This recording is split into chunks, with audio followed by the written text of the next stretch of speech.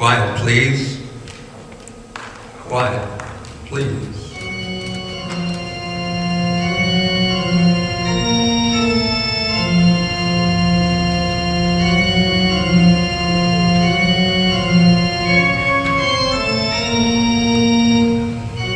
The American Broadcasting Company presents Quiet Please, written by Willis Cooper and adapted for tonight's audience by yours truly, Ralph Swain. Tonight's drama is entitled Calling All Souls.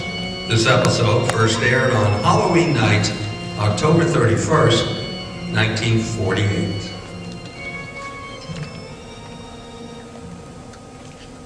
I tell you what happened last Halloween, or All Souls, or All Hallows, or whatever you call it in your part of the country.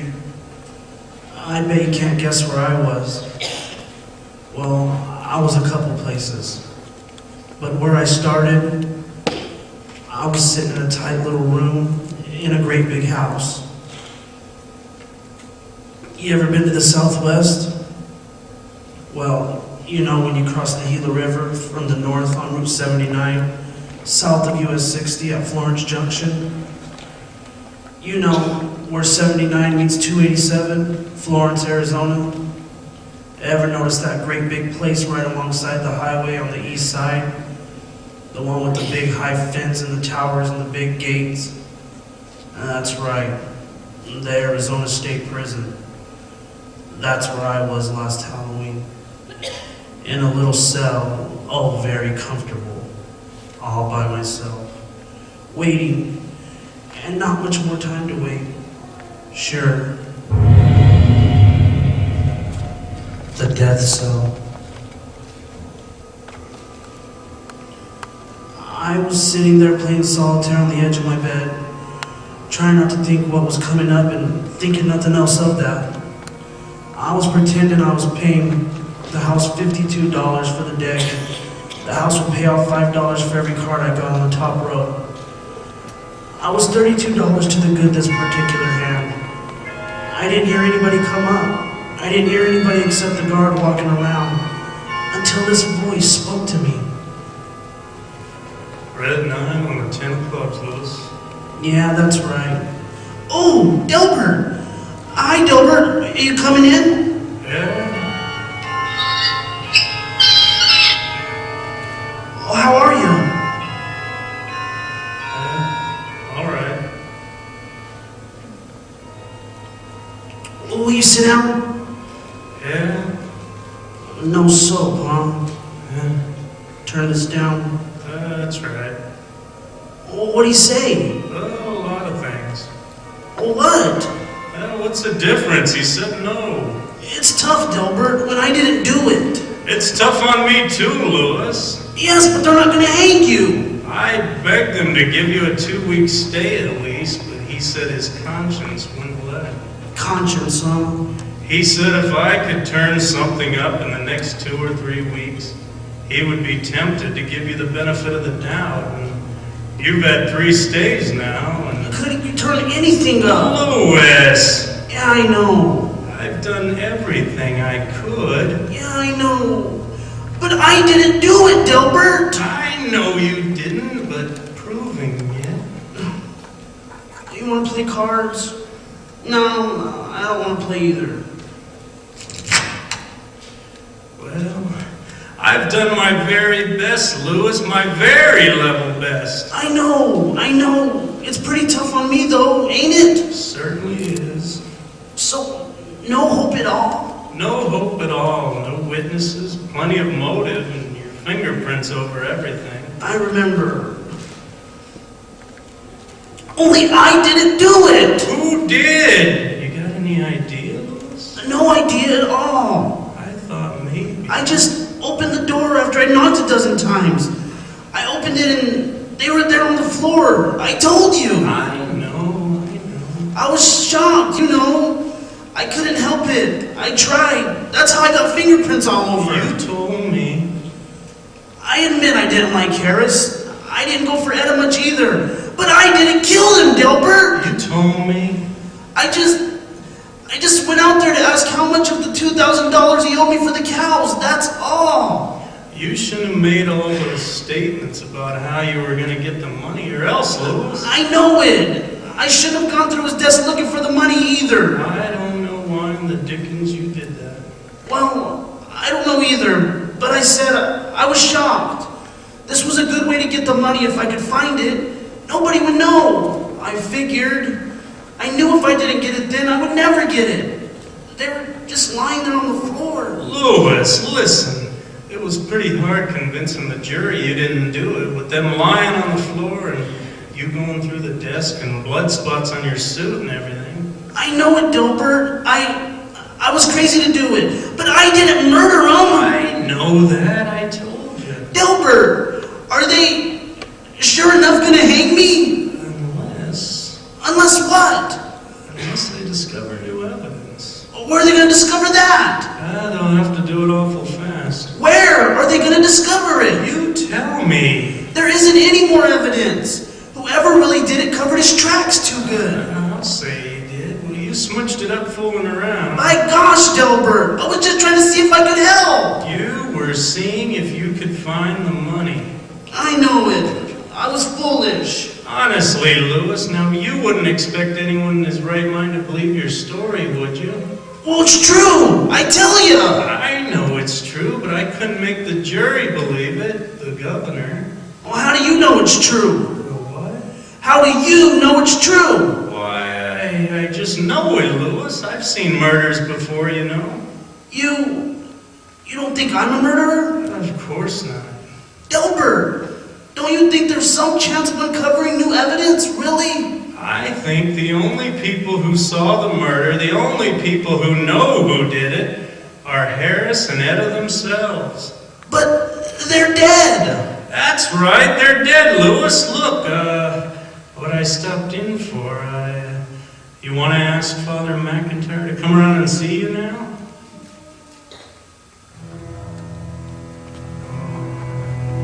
13 steps up, with your hands fastened behind you. 13 steps. You stop and you turn around and the man says, "Stand here." You look down the 13 steps and the reporters and the doctor with a stethoscope hanging around his neck. You feel a man tying your feet together, feel the floor give a little underfoot. See how the man stays away from the little trap door, reaching out to make the rope tighter around your ankles, listening to Father McIntyre's voice in your ears. A little rustling behind you and a black hood over your head. You can't see anymore, but you feel the rope as it brushes against your neck, a little hairy and creepy crawly against your skin. And the weight of the knot, 9 turns on your shoulder. And the floor gives underfoot.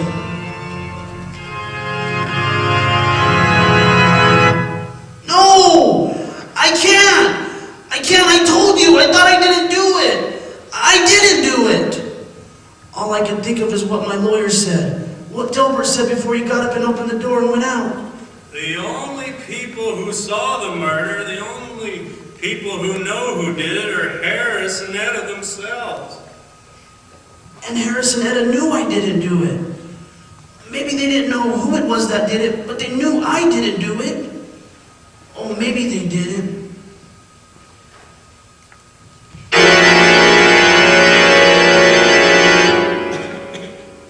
And maybe they did. Maybe they did know. Maybe they could tell me. Maybe they could discover some new evidence, the way Delbert put it. Maybe they could tell me where to go, who to look for, or what I could find. I could tell it all to Delbert. He could go tell the governor. I could get a stay. Maybe the evidence would be good enough so they would let me go. Maybe I wouldn't hang. But Harris is dead. And Etta's dead. I saw them dead on the floor at their house when I went. And they accused me of murdering them. They found me guilty. I'm in a death cell, waiting. Harris, Etta, don't let me die. Don't let them, Etta. Harris, have mercy on my soul.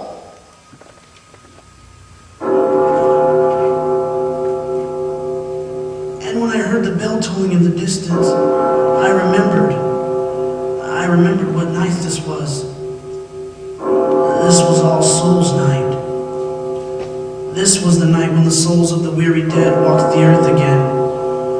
I remember when graveyards yawn and tombs give up their dead, and the sound of the bell tolling in the darkness of the early evening, calling all souls, calling all souls. And I wondered if my soul had to leave my body when I walk up the 13 steps, and after, if my soul had to leave my body, then why couldn't it leave my living body for a while and go seeking the others who stepped from the tomb this night? The souls of the weary dead and the souls of the unhappy dead. The murdered, the kindly souls that knew.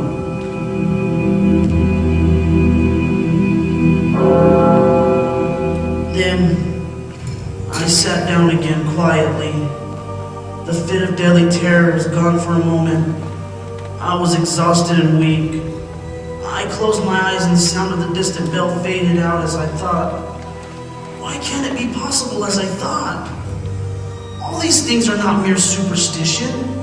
There's some belief in every superstition, I thought. I can't die. I'm innocent, I thought. And only those two know the truth. Calling all souls, I repeated again to myself. Calling all souls. And I stood up. I stood up in that brightly lit, sorrowful place. And as I rose, I turned to look behind me, and there, on the bed, still in an attitude of despair, sat my body. And in a flash of darkness, the place faded away. The stone walls, the iron bars, and the bare, narrow bed. The man in a prison uniform seated emotionally on its edge. And I stood alone, in the darkness of the place I knew. Tall marble shafts gleaming faintly in the starlight, curving gravel roadways, hedge bordered, and the scent of moldy flowers in the darkness. The dry rustle of a weather-beaten flag ahead on a low mound beside me, and loneliness. All the loneliness pressing on me like a living thing. The eve of all souls. And suddenly, quietly in the cold shadows, the little whispers of many voices. The voices of wandering souls hastening past me, seeking their dusty desires across the face of the world they once all knew. And then a voice, speaking to me in the dark, speaking my name in the darkness, calling me. Lewis. And another voice. Lewis.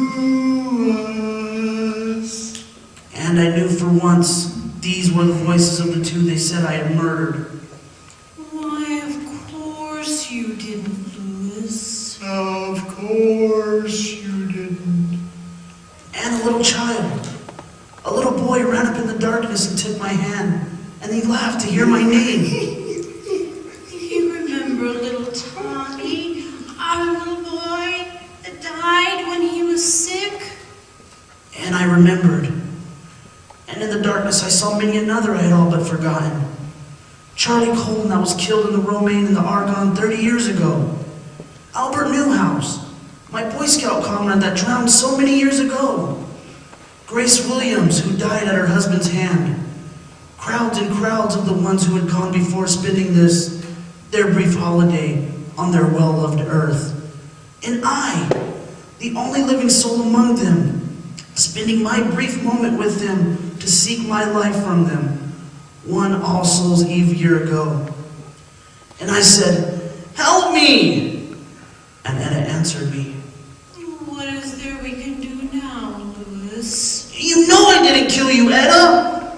Of course. Of course. Well, they're gonna hang me! You didn't do it. But how can I prove it? Delbert said if we can find new evidence. Oh, there's plenty of evidence to be found. Well, where? How? Why, let me see. He found the money. That's why you couldn't find it, Lewis.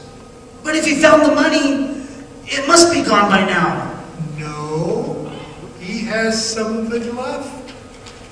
Oh, what good does that do? Listen to us, Louis. There's a list of numbers on the bills somewhere. They couldn't find it. Then look in the bedroom, Louis. Behind the third drawer, in my chest of drawers. I know where it is. It fell down there. Oh, that's wonderful. What good will that do now? Unless we know. Unless you tell me. There's plenty of evidence, Louis, if you'll just look for it.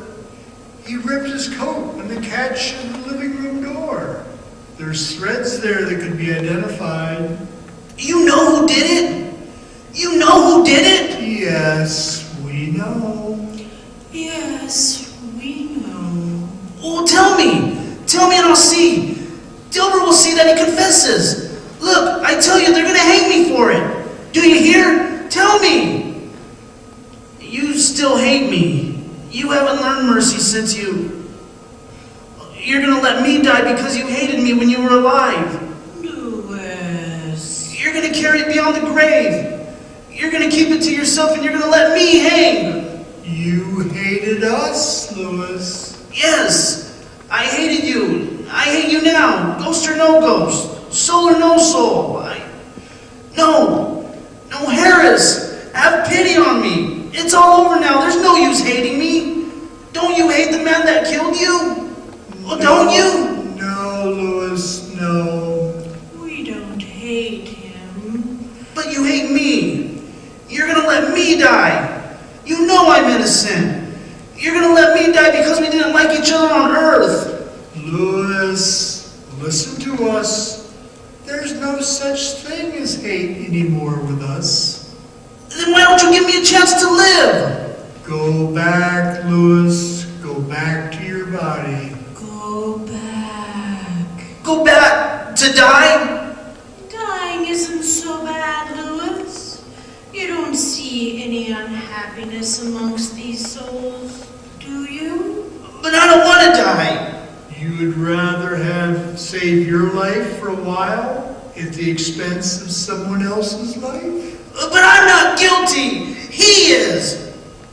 Go back, Louis. Go back. I won't go back. Not until you tell me who killed you. Listen to me, Louis. You're tampering with things that you have no right to know. Your soul has left its body before its time. You have come upon secrets that no living man should know. Your body is waiting for you. Go back to it while there's time. While there's time? It's only this one night that souls may walk the earth. And when morning comes, Well, when morning comes, if you're still here, Louis, I can make you no promises. Go back, Louis. tell me the man's name. No, Louis, it's none of your affair. None of my affair. Don't you understand what I said to you? They're going to hang me. None of my affair. Listen. There's no need for you to send your soul out seeking us, Louis. I don't get that. We've been waiting for this night, Louis. Well, Tell him, Harris. He will come. He will have to come with us now. Yes, that is the law. You should not have come here, Louis. There is still time, but only a little time. If you go back now, I won't go back. I won't go back until you tell me. You have no right here now, you know, Louis. But I am here. and now it's too late. Yes. You will have to come with us. Where are you going? Tell him, Harris. We are going to visit the man who murdered us. You what? I told you there was no need for you to come here, Louis. We have a way of taking care of this man. I don't know what you mean. Haven't you ever heard of haunting, Louis? Come with us now, Louis. No! You must come. You're really going to haunt him and make him confess? We are going to appear to him, Louis. What he will do, we cannot say. But when he sees us... Well, then I'm gonna go back to the prison. No. No. I'll go back. I'll call the warden. I'll get Delbert. Tell him there will be a confession. Derville will give me a stay of the execution. Then when he confesses, I'll be... Who is it, Harris? Come with us, you will see. No! I'm going back to the prison. I told you, to get things all set up. No, you changed your mind too late, Louis. Too late? Why? No, Louis. You have meddled too much. You have gone too far. The souls of the living have no place here, but you have come. We told you to go back while there was still time, Louis. Yes, but... But now you must come with us. No! No, I want to go back! Come, Louis.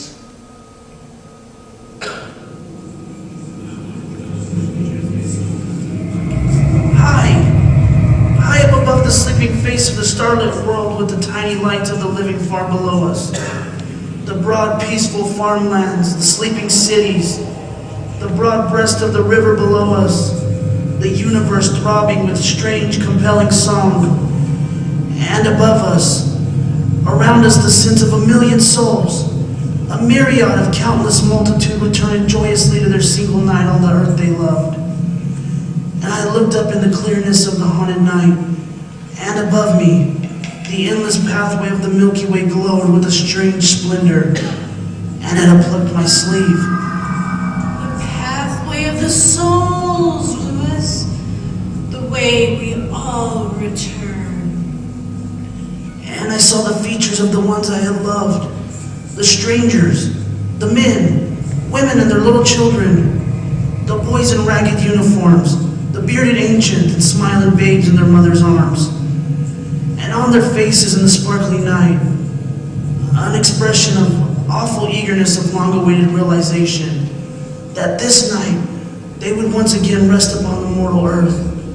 And I, even I, the only living soul amongst all the multitude of the dead, even I felt an overpowering desire to set my feet, this moment, upon the reality of this earth. And I closed my eyes for a moment, and when I opened them, we three were in a room, and on a bed there was a sleeping man.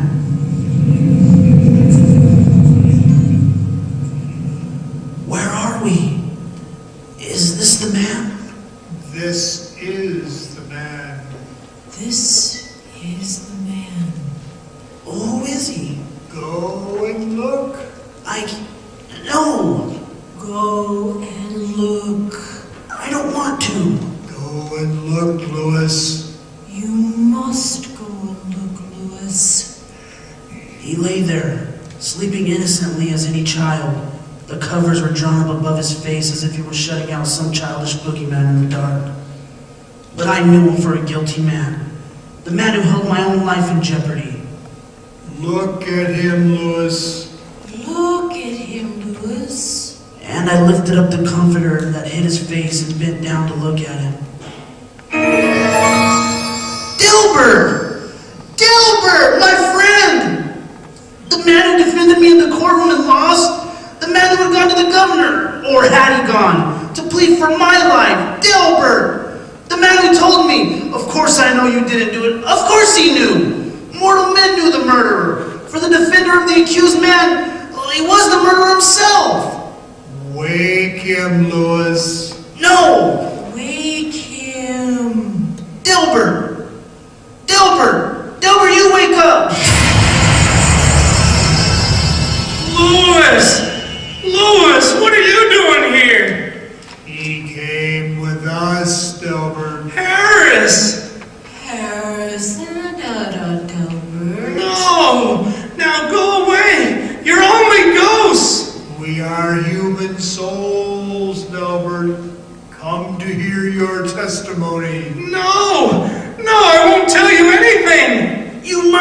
didn't you, Delbert? No! You murdered us, Delbert. No! No, I didn't! Confess, Delbert. I didn't do it! You did do it! You, Louis, you can't be here! Confess! Well, Confess. Louis must hear you, Delbert. Louis, I did do it! I killed them, Louis. I murdered them. I knew I could put the blame on you. I knew I could get you convicted and I could save myself. I hated them too, Louis. Oh, Louis, forgive me. Louis, forgive me. Don't ask me to forgive you, Delbert. Ask Harris and Etta to forgive you. Harris, Etta. We have already forgiven you, Delbert, but you have done a great wrong to Louis. You will be punished, Delbert. Oh, I confess. I'll call the prison. I'm going back to my body now in the prison. Louis, forgive me. Thank you, Harris. Etta, I'm going back. Wait, Louis. What? Louis! Be quiet, murderer. What, Harris? You can't go back. I can't go back. Why? What? You must stay, Louis. Stay? Why must I stay? My body's back in there in the prison waiting for me. I've got to go back and live. No, Louis. Why? Tell me why. Everything's all... Oh, what's the matter? You tell him, Delbert. Louis! Well, Louis! They hanged you a half an hour ago! no!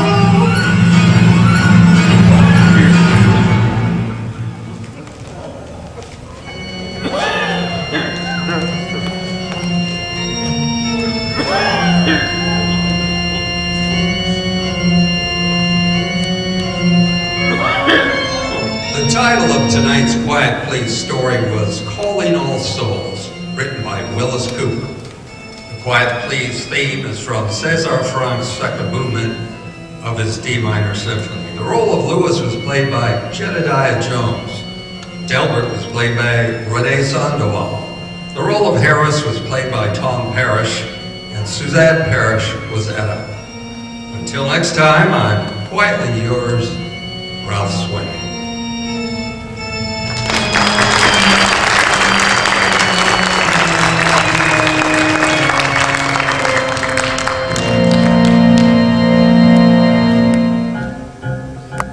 Hello, everybody. Hello. Hello, it's a shampoo that glorifies your head. Say hello, everybody. Hello. Use Halo shampoo if you want naturally bright and beautiful hair. Remember, even finer soaps and soap shampoos hide the natural luster of your hair with dulling soap film. But Halo contains no soaps. The first time you use Halo, your hair glistens in all its natural beauty. The natural color and luster shines like sunshine through a clear window pane. And remember, even in the hardest water, Halo makes oceans of rich, fragrant lather. Halo quickly carries away loose dandruff and oils. Use Halo on your children's hair too. So, hello to Halo and goodbye to dulling soap film. Get Halo shampoo at any cosmetic counter, and remember, Halo glorifies your hair. So hello, everybody. Hello. Hello, shampoo. Hello.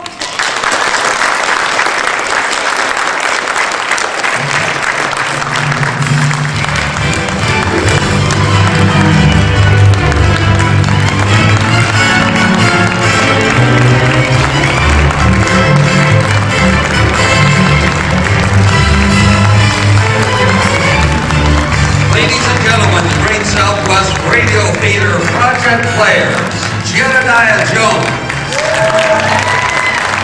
John Jones, Devin Carnes, Jeannie Boulder,